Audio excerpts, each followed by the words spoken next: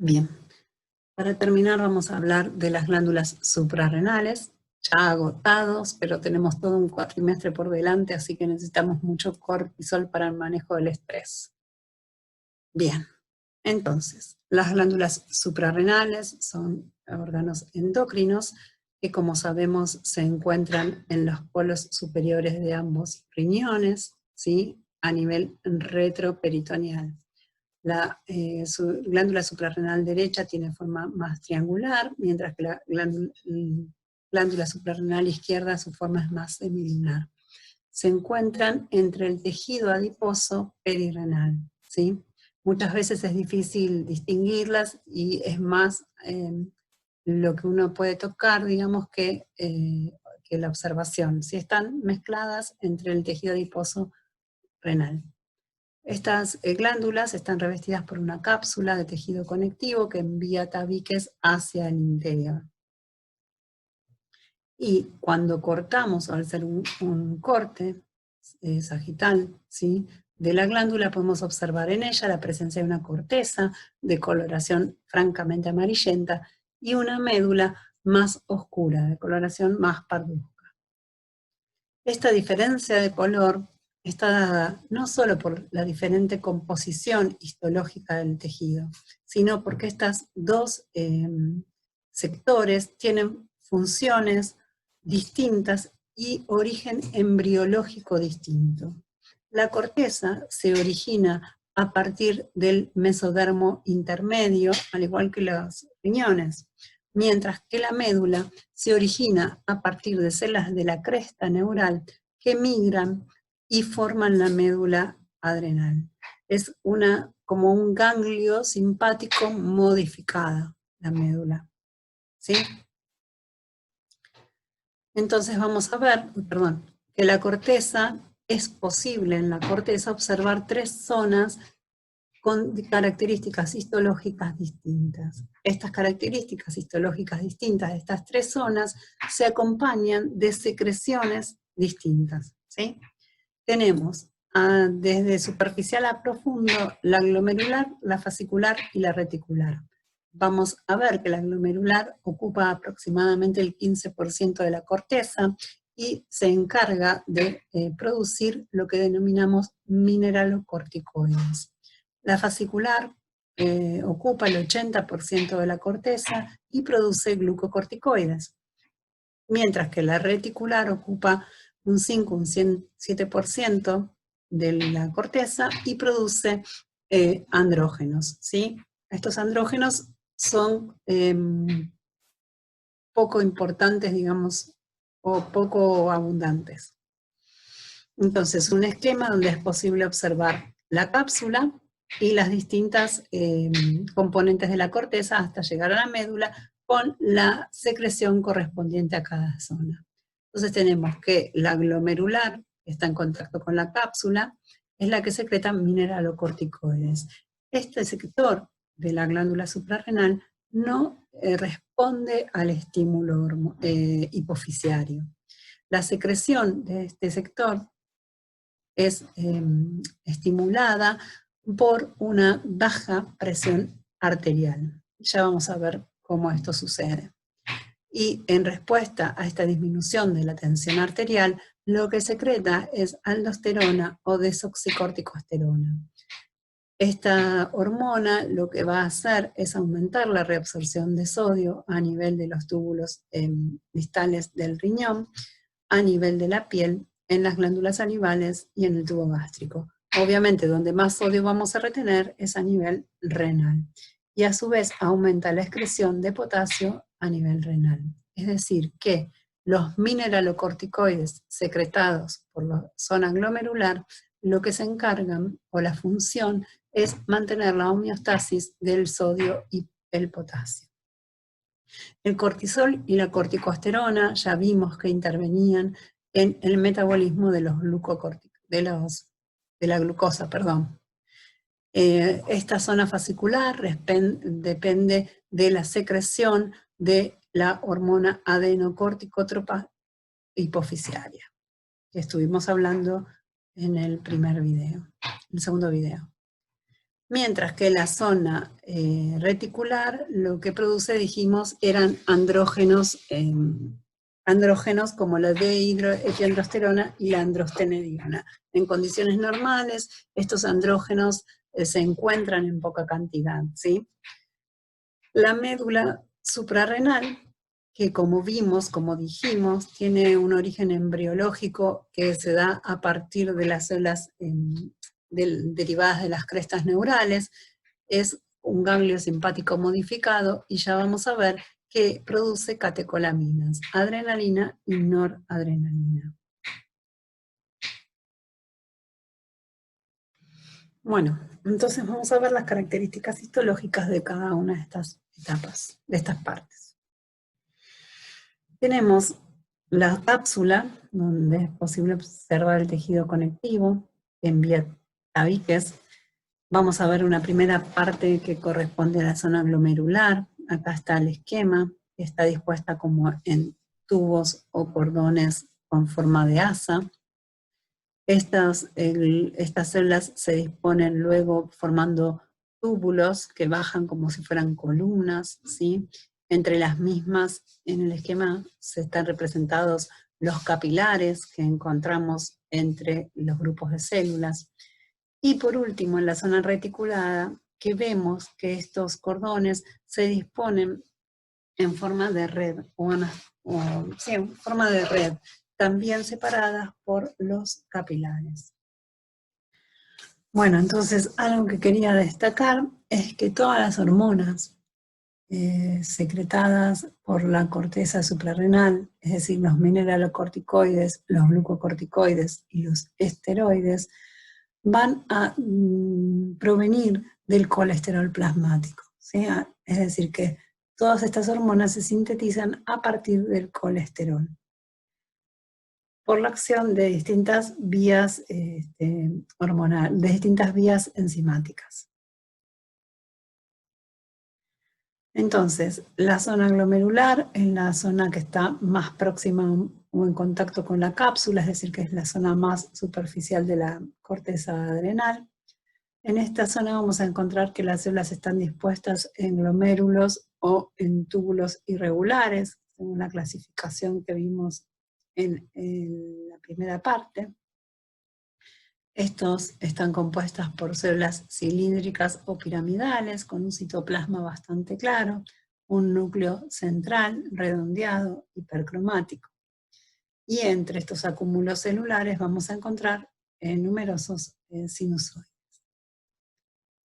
Ahora bien, dijimos que la zona glomerular es la que no está influenciada o estimulada por las secreciones hipofisiarias. Y vamos a ver cómo funciona la corteza suprarrenal, la zona glomerular. Nosotros tenemos que ante un descenso, una disminución de la presión arterial, el riñón en su aparato yuxtaglomerular, que vamos a ver cuando veamos sistema urinario, que está formado o se encuentra próximo al polo vascular de los glomérulos, ¿sí? Sensa que hay una baja presión arterial o una disminución de la concentración de sodio en la sangre y va a liberar renina. Esta renina va a transformar el angiotensinógeno, que es un polipéptido secretado por el hígado, en angiotensinógeno 1. El angiotensinógeno 1, en su paso por el pulmón, es convertido por una enzima convertidora de angiotensina en angiotensina 2. Esta angiotensina 2 va a actuar sobre los vasos sanguíneos, produciendo vasoconstricción, y a su vez en la corteza suprarrenal, en la región de la glomerular, va a estimular la producción de aldosterona. Esta aldosterona es un mineralocorticoide, como dijimos, que va a retener sodio, ya sea a nivel renal, a nivel gástrico y también a nivel de las glándulas sudoríparas. lo que hace es aumentar la reabsorción de sodio y aumentar la excreción de potasio.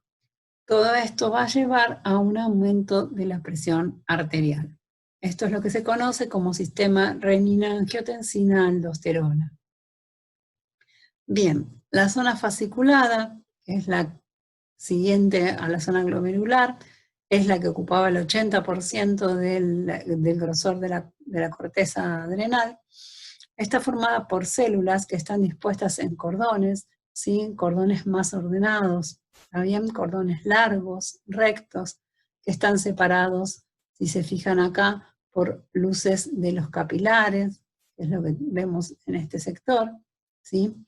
Las células tienen un citoplasma muy, muy claro, que se denomina espongiocitos, porque en el citoplasma de estas células es posible observar las gotas de lípidos, que ustedes saben que por el procesamiento de la muestra, esas gotas quedan como espacios vacíos, pero le da un aspecto como espumoso a la célula, ¿sí?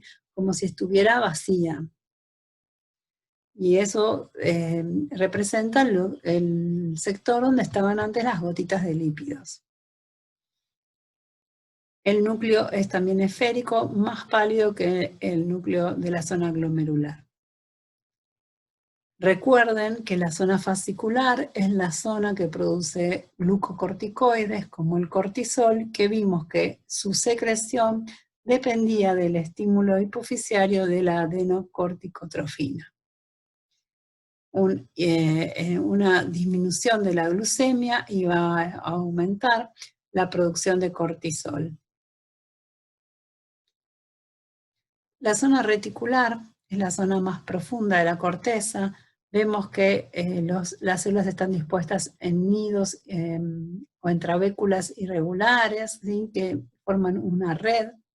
Son células más pequeñas y más oscuras que las zonas fasciculares. Tienen núcleos hipercromáticos. También están separados por sinusoides vasculares, por capilares sinusoidales.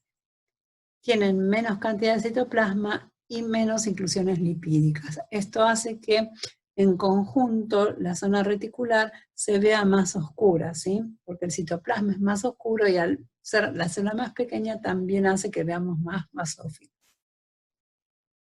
La zona reticular dijimos que secretaba esteroides, ¿sí? Dentro de estos la dehidroepiandrosterona y la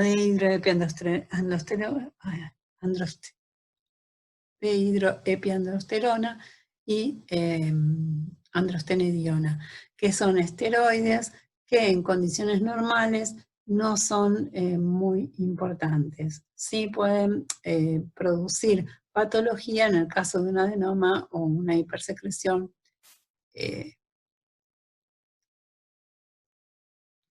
Bien, la médula suprarrenal, dijimos que su origen embriológico dependía de las células de la cresta neural. Se encuentra en el centro de la glándula suprarrenal y va a estar formado por dos tipos de células.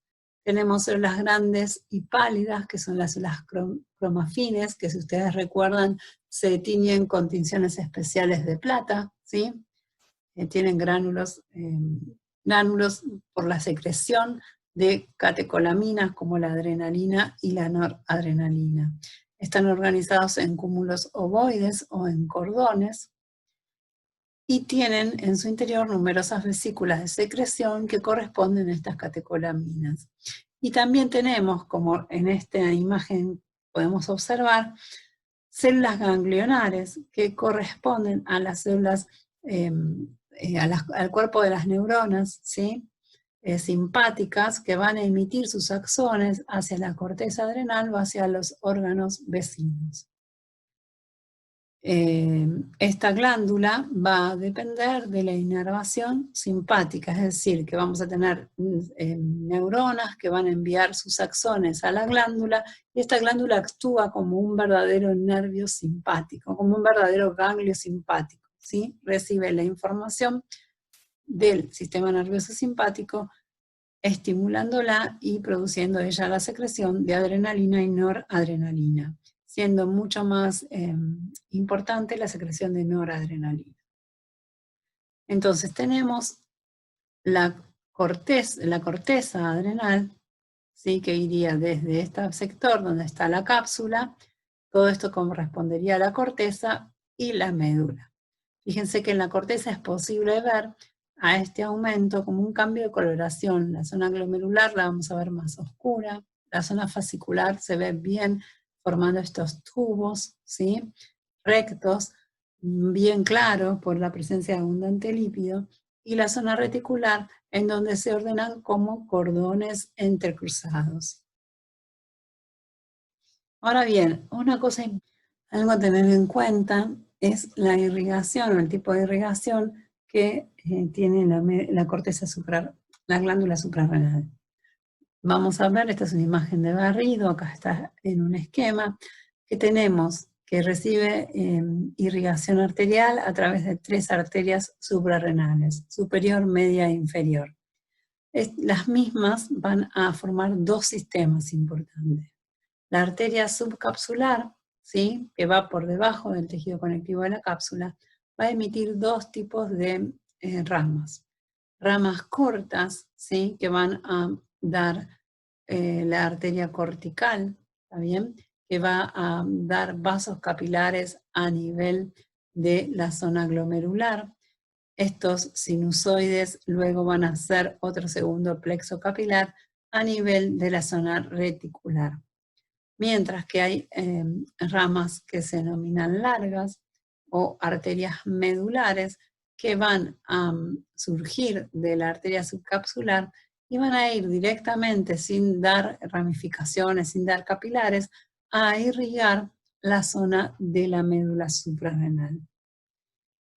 Ambas, las arterias corticales y las arterias medulares, van a drenar en unas venas que van a terminar en la vena medular central. Esta vena medular central es una vena grande que podemos ver en el centro de la médula y que va a salir por el ilio como vena suprarrenal.